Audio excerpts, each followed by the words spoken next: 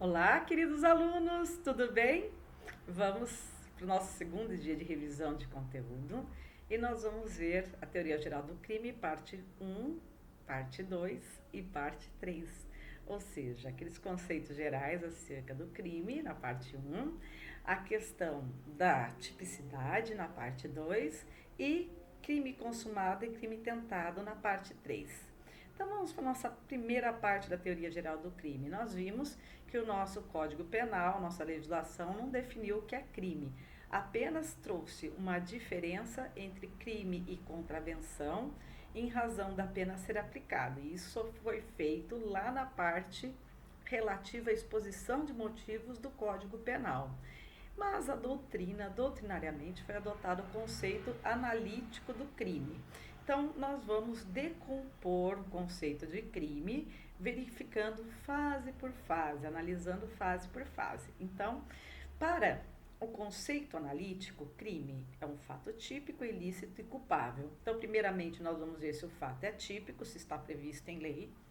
Verificado que o fato é típico, nós vamos verificar se ele é ilícito, ou seja, se não houve incidência de uma causa de exclusão da ilicitude, como por exemplo a legítima defesa, e sendo típico e ilícito, nós vamos ver se é culpável, ou seja, se existe um grau de reprovabilidade que recai sobre a conduta do sujeito ativo.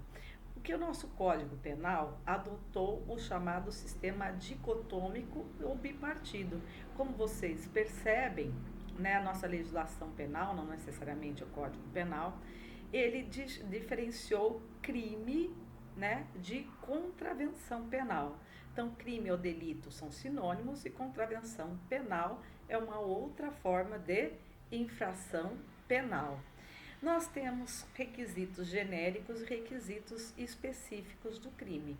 Requisitos genéricos são a tipicidade, a antijuridicidade. Agora, já os requisitos específicos são os elementos que compõem o tipo penal, como, por exemplo, a ação nuclear, que é o verbo, a questão do sujeito ativo, sujeito passivo, objeto material do delito. Então, são só um exemplo, tá? Tem muito mais, mas esses são os elementos componentes do tipo penal. Se não existir um desses elementos, nós podemos ter uma situação de atipicidade absoluta ou atipicidade relativa. E aí precisamos falar das circunstâncias do crime. São determinados fatos que, agregados à figura típica principal, têm o condão de aumentar ou diminuir a pena a ser aplicada. Então, um exemplo de circunstância que vai aumentar a pena a ser aplicada, nós temos lá, né, as circunstâncias presentes no artigo 61 do Código Penal, e no tocante à diminuição da pena aplicada, nós temos, por exemplo, o artigo 65 do Código Penal. Dá uma olhadinha lá. Nós temos a classificação dos crimes, né? Temos crimes dolosos, né? E o dolo pode ser direto, quando a gente quer a produção do resultado, e o dolo pode ser eventual, quando o agente assume o risco de produzir esse resultado. O crime pode ser culposo, quando o agente não observa o dever de cuidado objetivo, e temos como espécies de culpa negligência, imprudência e imperícia. O crime préter-doloso é aquele que existe dolo no antecedente, culpa no consequente, como por exemplo a lesão corporal seguida de morte. Os crimes omissivos ou de ação são aqueles em que há um comportamento positivo por parte do sujeito ativo. Existe uma ação do sujeito ativo, como, por exemplo, né, o homicídio, que é matar, o furto, que tem subtrair. Então, todos esses verbos são indicativos de um comportamento positivo por parte do sujeito ativo. Temos os crimes omissivos, que são indicativos de uma inação por parte do agente, como, por exemplo, o crime de omissão de socorro, do artigo 135 do Código Penal. Temos os crimes comissivos por omissão, em que o agente produz o resultado desejado mediante uma omissão, certo? E eles estão presentes lá nas situações de crime comissivo por omissão, está presente lá no artigo 13, parágrafo 2º do Código Penal. Temos os crimes instantâneos, que é aqueles em que a consumação ocorre em um determinado momento, sem que tenha continuidade no tempo, como por exemplo o furto, como por exemplo as lesões corporais, como o homicídio. Mas temos os crimes permanentes, que são aqueles cuja execução se prolonga no tempo, como a extorsão mediante sequestro. Temos os crimes de dano, que são aqueles que exigem uma efetiva lesão do bem jurídico tutelado pela norma penal, como, por exemplo, o crime de homicídio. E temos os crimes de perigo, que são aqueles que se contentam com uma mera exposição a perigo, certo? O bem jurídico é meramente exposto a perigo, como os crimes de periclitação da vida e da saúde presente lá no Código Penal. Crime material, por sua vez, é aquele que o tipo penal descreve a ação e o resultado, mas não necessita da produção do resultado para que o crime mas necessita da produção do resultado para que o crime se repute como consumado, certo? Então, queridos, como crimes materiais, nós temos, adivinha, homicídio, adivinha, crime de lesão corporal, mas nós temos os crimes formais. Aqui é um pouquinho diferente. O tipo penal descreve a ação e o resultado, mas não há necessidade de que o agente obtenha o resultado desejado para que o crime se repute como consumado. Quer um exemplo? Extorsão mediante sequestro. O crime se consuma com a privação de liberdade da vítima. Não há necessidade de que o sujeito ativo venha conseguir efetivamente aquele resgate que ele tanto desejava. Unissubjetivo é aquele que pode ser praticado pelo agente de forma individualmente. Mas, não precisa de mais pessoas para praticar o delito unissubjetivo. Mas outras pessoas, elas podem estar presentes. Por exemplo, eu posso matar uma pessoa sozinha, mas se eu quiser, eu posso ter, um coautor, um partícipe. É diferente do crime coletivo ou plurissubjetivo, porque aqui no delito plurissubjetivo, ao contrário do que acontece no unissubjetivo, nós temos a necessidade de que várias pessoas estejam presentes para a configuração desse crime. Por exemplo, o crime de associação criminosa, antigo quadrilhobando, previsto lá no artigo 288 do Código Penal. Não dá para fazer uma associação criminosa com uma única pessoa, não é verdade? Temos o delito unissubsistente, que é aquele que se exterioriza por um único ato do agente, não admite tentativa, como, por exemplo, ameaça verbal. E temos o delito plurissubsistente, que é aquele cuja conduta é composta de vários atos, como, por exemplo, o estelionato, como, por exemplo, podemos ter lá a extorsão mediante sequestro, como, por exemplo, ali o crime de peculato. Temos os crimes comuns, em que não se exige nenhuma qualidade especial do sujeito ativo, como homicídio, e temos os delitos próprios ou especiais, em que é exigida uma qualidade do sujeito ativo, uma qualidade especial do sujeito ativo, como ser funcionário público no crime de peculato. Temos crime de mão própria, que é aquele que só pode ser praticado pelo próprio agente de forma pessoal, ele não pode se valer de uma outra pessoa para o cometimento do crime. Já os crimes de ação única é aqueles que possuem apenas uma ação nuclear, como, por exemplo, matar. E os crimes de ação múltipla são aqueles que possuem várias ações nucleares, como induzir, instigar, auxiliar alguém ao suicídio ou automutilação. 3 verbos. Induzir, instigar ou auxiliar. Crime de ação múltipla. Crimes vagos é aquele que o sujeito passivo é a coletividade destituída de personalidade jurídica, como, por exemplo, o delito de violação de sepultura presente no artigo 210 do Código Penal. O que é um fato típico, senhores? Falem para mim, o que é um fato típico? É aquele fato material, ou seja, realizado concretamente através do sujeito ativo e que essa conduta praticada pelo agente se amolda com perfeição a um tipo penal incriminador, certo? Então, continuando, caríssimos, nós temos que ver os elementos da conduta. Quais são os elementos do fato típico? Conduta, resultado, nexo causal e tipicidade. E o que é a conduta em si? É ação ou omissão humana, consciente e voluntária, dirigidas a uma determinada finalidade. E, continuando aqui, senhores, nós temos que falar sobre os elementos da conduta. Vontade, finalidade, exteriorização, essa foi difícil, e ausência.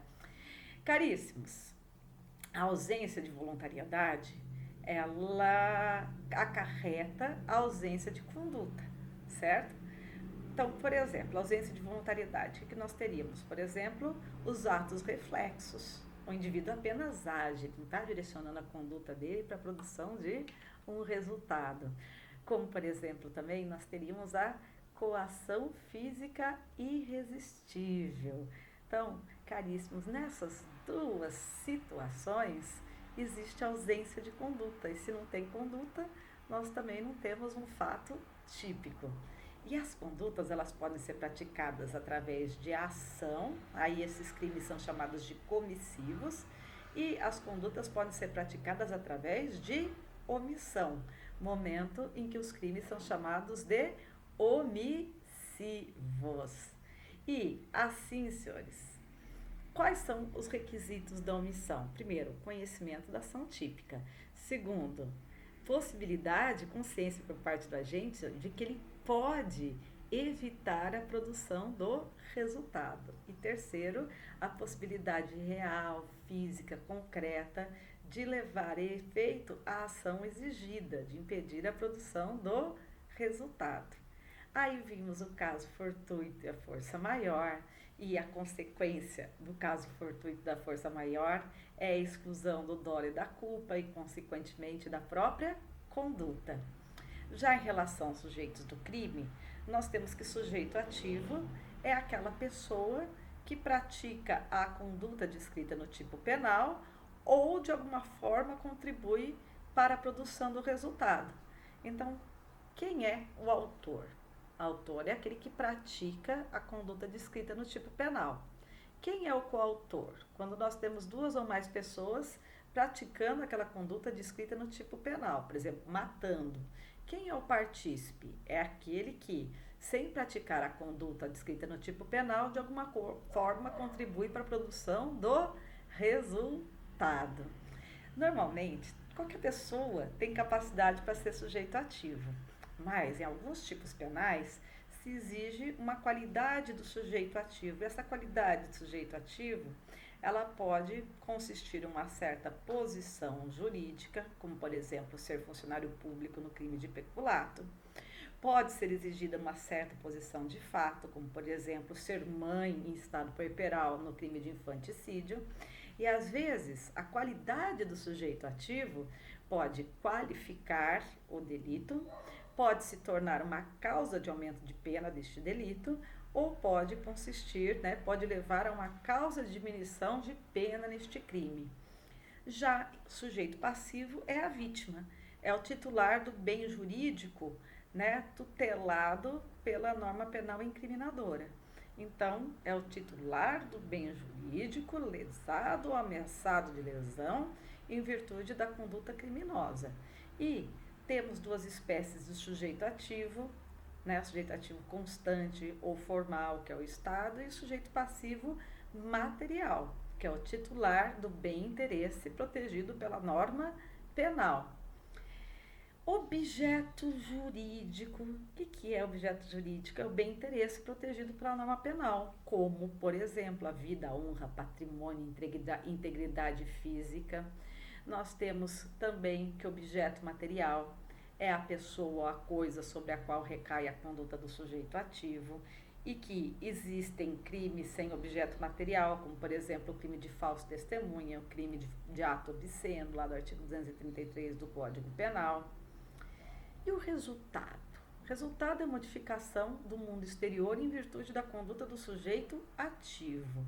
Mas, para posso pensar, fazer essa ligação entre conduta e resultado, existe um nexo causal, que é uma mera maneira de verificação se a conduta do agente deu causa ou não à produção do resultado. Então, caríssimos, quando se fala em nexo causal, a gente, na aferição dele, vai depender de qualquer apreciação de cunho jurídico. Mas você vê, vai ser a mera verificação se aquela conduta praticada pelo agente deu causa do resultado. Deu uma facada em alguém, a pessoa morreu da minha facada? Morreu. Então, entre a minha conduta e o resultado, existe nexo causal, ou também chamado de nexo de causalidade. Aí, nós temos que pensar também no chamado nexo normativo. O que é o nexo normativo? É a verificação se aquele agente atuou com dolo ou com culpa. Por quê? Ausente dolo ou culpa, a gente não pode pensar em fato típico, certo? Em conduta penalmente relevante.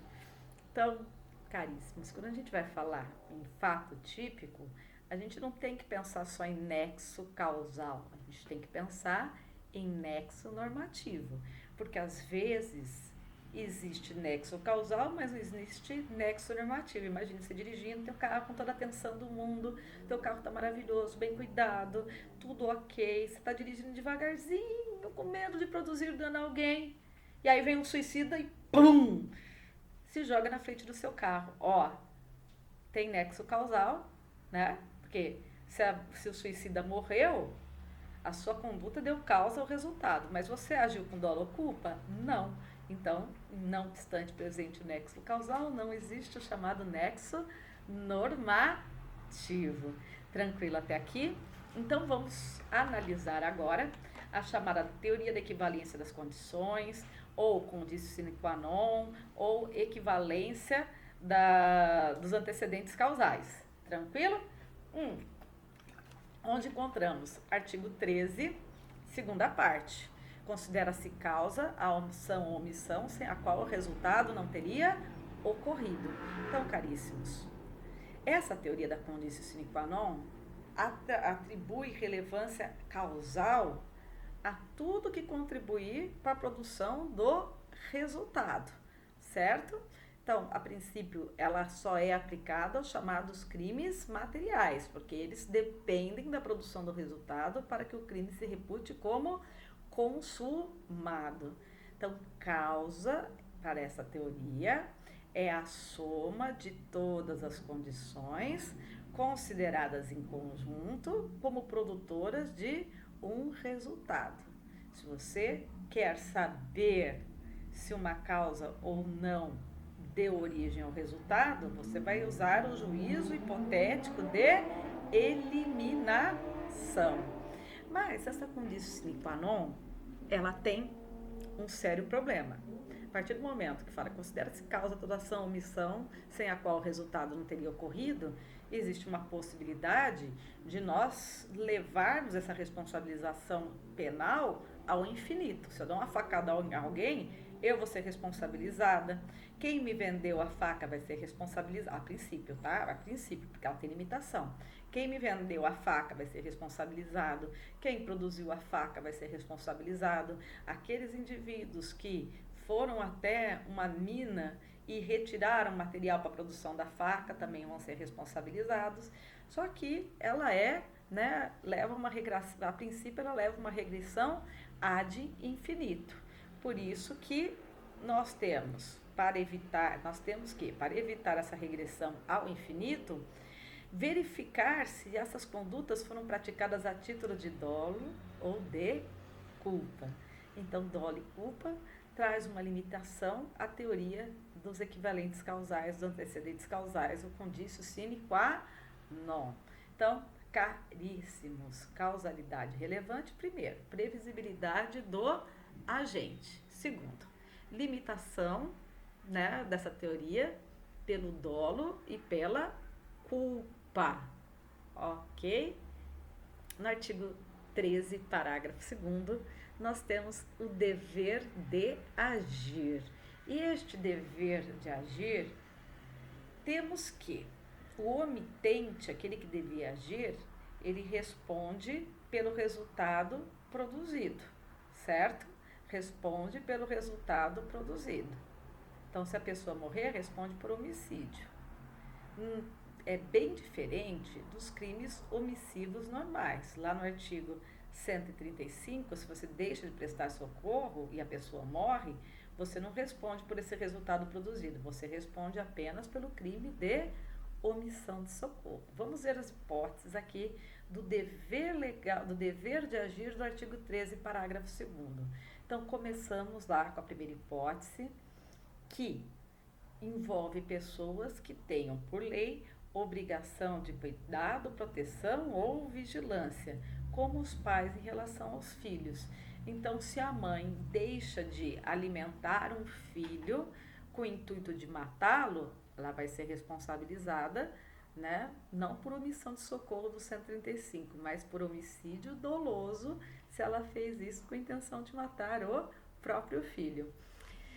Temos uma segunda hipótese, que é, de outra forma, assumiu a responsabilidade de impedir o resultado, é o dever de garantidor. Aqui este dever não decorre de lei. Vai decorrer, por exemplo, de um contrato, de uma liberalidade ou qualquer outra forma, mas não decorre de lei, certo?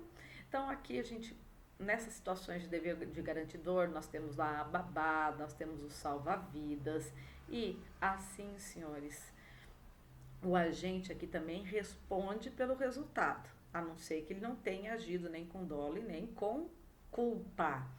E a terceira hipótese do 13, parágrafo 2º, nós temos a ingerência na norma, ou seja, aquela situação em que o agente, por seu comportamento anterior, criou o risco de ocorrência do resultado. Como, por exemplo, eu jogo uma pessoa na piscina, empurro uma pessoa na piscina e essa pessoa está morrendo afogada. Eu tenho o dever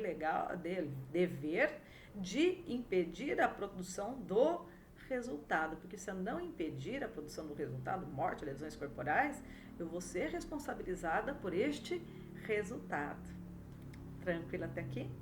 Vamos ver a questão da superveniência causal. O que é causa, senhores? Causa é toda a condição que atua paralelamente à conduta, interferindo no processo causal, certo? Então, aqui se aplica, né? Temos a aplicação da teoria da conditio sine qua non. Já o nosso Código Penal, ao adotar a teoria da equivalência das condições, a teoria da equivalência dos antecedentes, o conditio sine qua non, ela traz ali uma situação de concausa, ela traz a consagração da concausa no nosso ordenamento. Mas qual que é o conceito de concausa? É uma pluralidade de causas que concorre para a ocorrência de um resultado, para a ocorrência de um mesmo evento. As causas, elas podem ser absolutamente independentes e relativamente independentes. Nas absolutamente independentes, a causa efetiva não tem origem na conduta principal, não se origina na outra. Já nas causas relativamente independentes, a causa efetiva se origina de uma forma direta ou indireta da outra causa. Tranquilo? Então vamos lá. O que é uma causa dependente? Senhores, a causa dependente, ela consiste em um desdobramento normal, esperado, decorrente da conduta do agente. Eu dou um tiro a alguém, né? Eu acerto esse tiro, é normal, é esperado que esse tiro vai perfurar a pele, atingir o músculo, atingir um osso e, quiçá, atingir até um órgão vital da pessoa. Então, é uma causa dependente. Então, também, quando se fala em causa independente, nós estamos falando da situação daquela causa que refoge do desdobramento causal da conduta e produz por si só o resultado. Então, sua ocorrência, ela não é uma ocorrência lógica, esperada, normal, previsível do fato anterior, certo? Mas é um fenômeno considerado como inusitado, imprevisível. Então, vamos pegar o exemplo que está ali no material. Eu dou um susto em alguém. É normal que essa pessoa morra em virtude desse susto? Eu não sabia que o cara era cardíaco. Eu não sabia que eu podia causar isso. Seria que normal? Não, não é normal. No máximo, a pessoa vai ficar assustada, vai, "Uá!", né? Dar um grito, dar um susto, né? Dar uma batedeira um pouquinho no coração por causa da adrenalina, vai morrer, não é normal, não é um desdobramento normal. Tranquilo? Então, essa causa independente, ela é classificada em absoluta e relativamente independentes.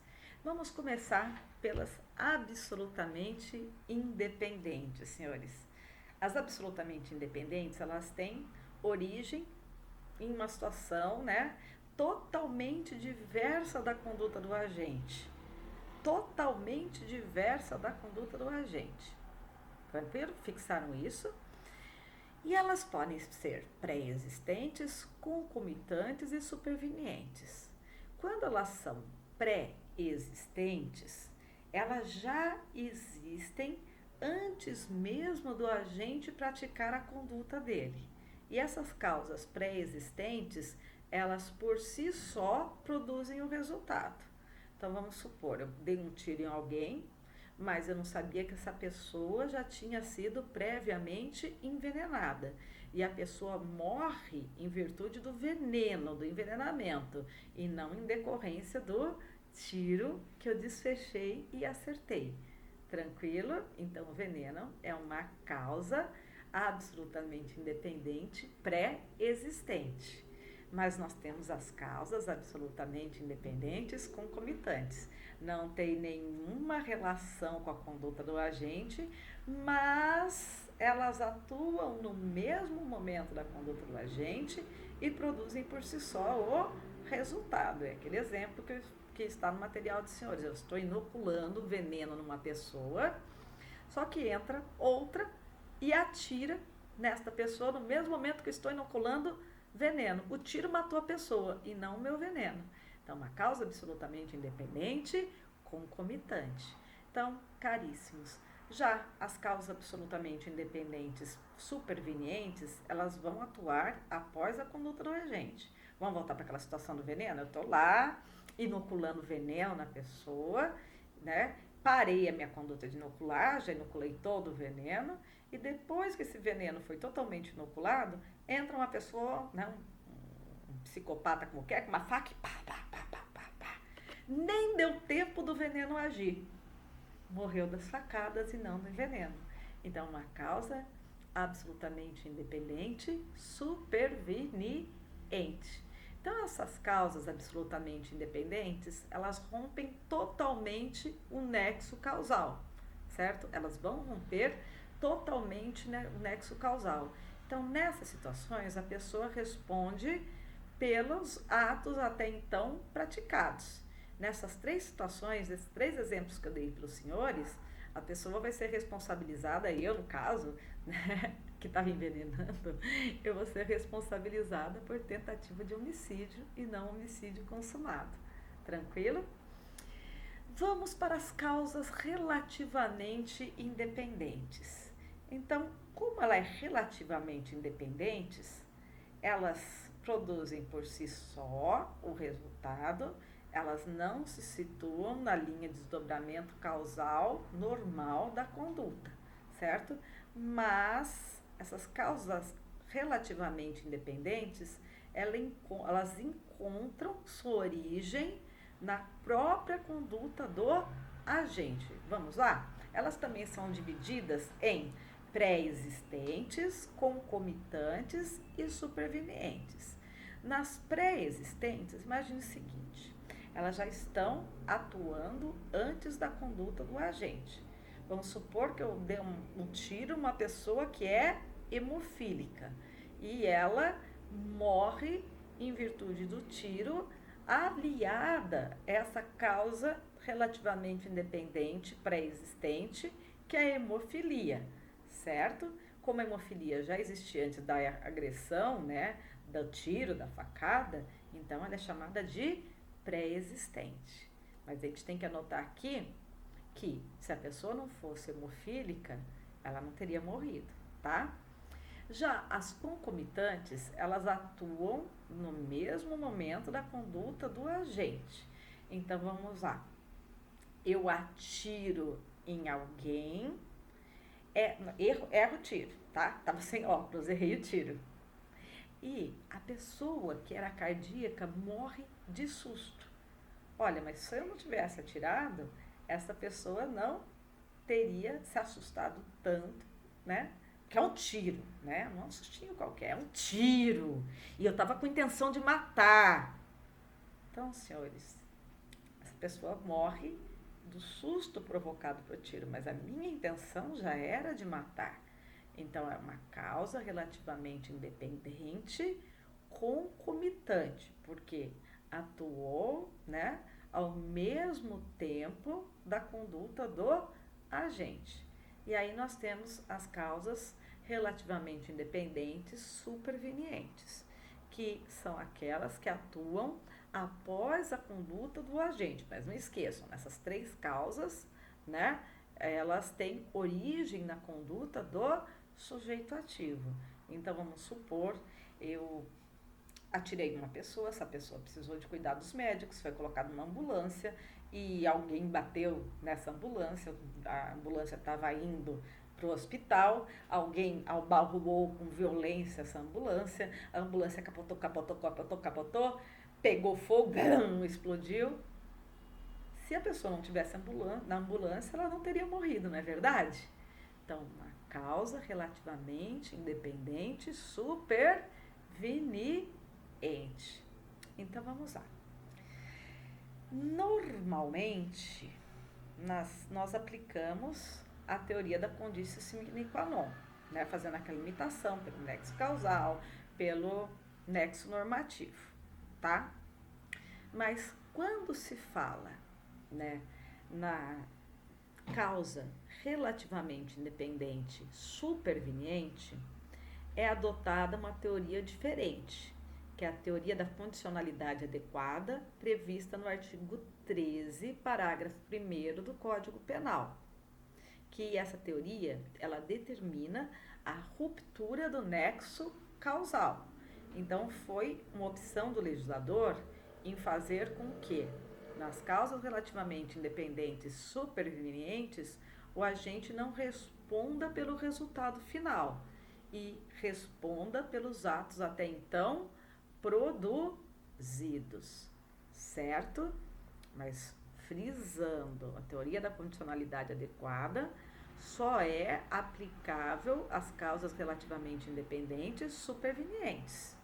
Já em relação às causas relativamente independentes pré-existentes e concomitantes, nós adotamos a teoria da equivalência das condições ou conditio sine qua non. Certinho? Então, caríssimos, daqui a pouquinho voltamos com o nosso segundo vídeo para falar sobre tipicidade. Volto já!